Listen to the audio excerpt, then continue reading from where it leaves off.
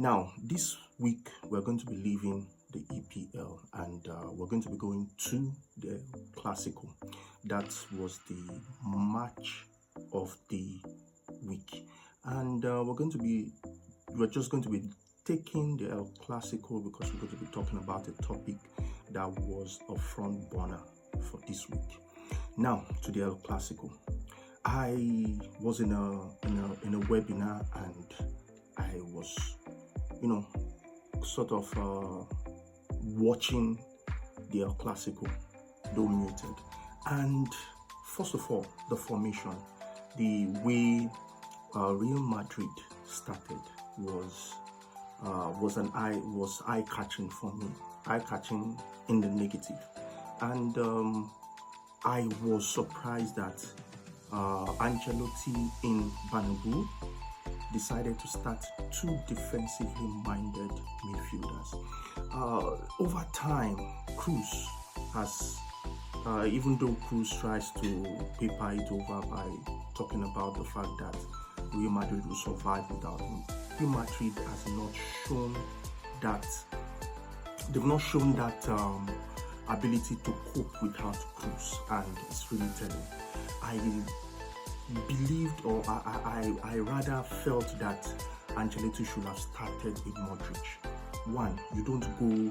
You have Real Madrid has a poor defense, and the only way to be able to make up for the poor defense was to attack. So why have a double defensive midfield instead of focusing on attack and trying to pen Barcelona back? And it ended up in a humiliation for Real Madrid, a pathetic one.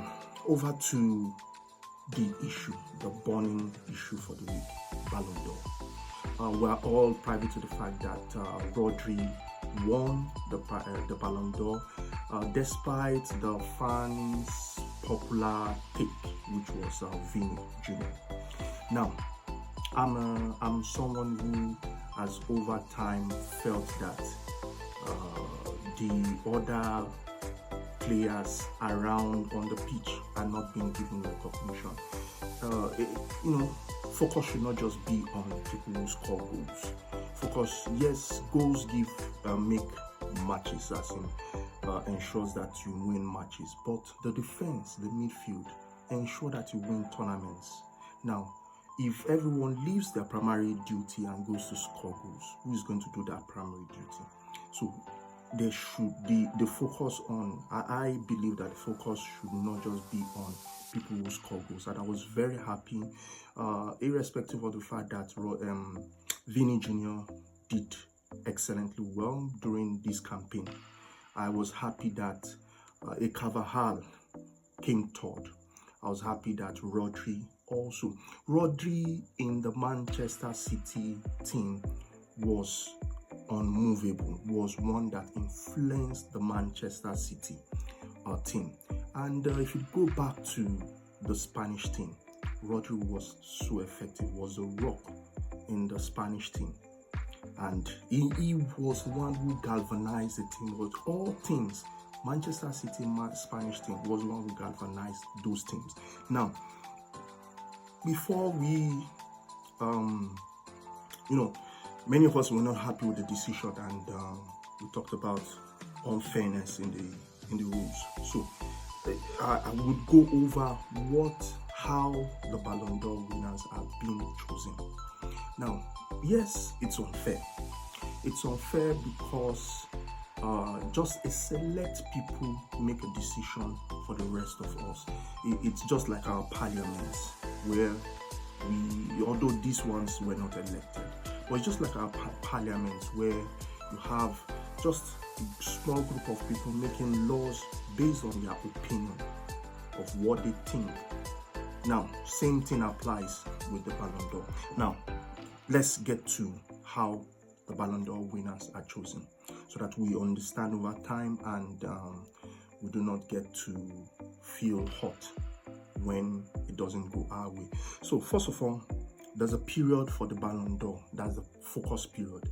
It's from August of the previous year to August of the current year, and all competitions are taken into account.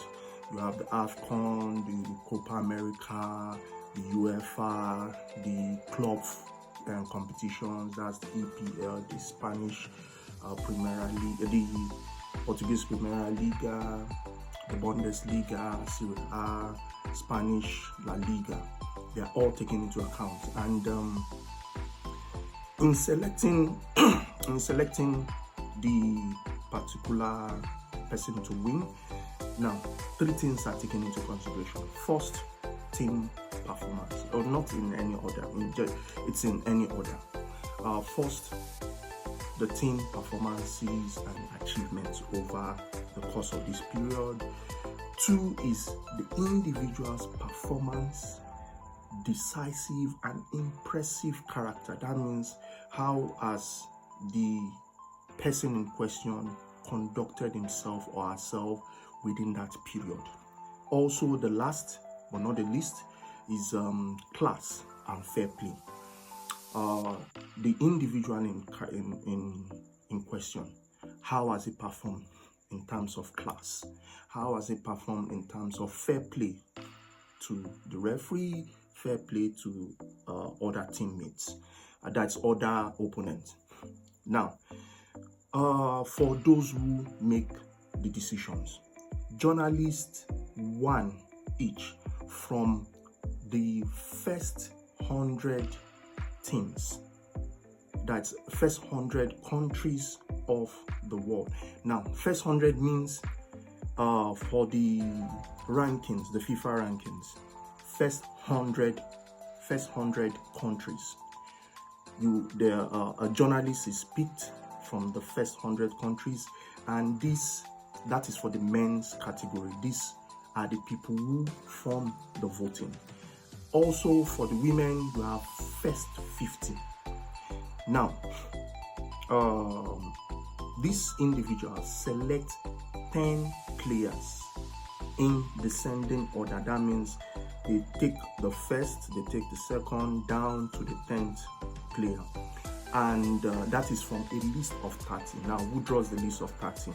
The list of 30 are drawn by the organizers. The best voter, that's the best, well, I don't know how this is. I suppose the person who was able to get as good as possible the first 10 for that previous year. Now, once again, the organizers, the best voter, and the UEFA's ambassador. These are the people who draw up a 30-man list. Now, from the 30-man list, the journalists choose first 10. Now, for the first 10 that are chosen by each journalist, points are awarded to each ranks. The first person takes about 15 points. Second person takes 12 points. So all these are collated against an individual's name. So it's not a question of if the journalists are being influenced. I do not know. But it's not a question of fairness or a particular rule or all these rules. That is the 3 points in which to judge a candidate are taken into consideration by the journalists. So that ends the final winner. The judgment on the final winner ends up in the opinions of these journalists. So now you know how the Ballon d'Or is being chosen. If you have any question as regards this, do not forget to leave a comment below. Now, also, do not forget to like, share, and click the notification bell.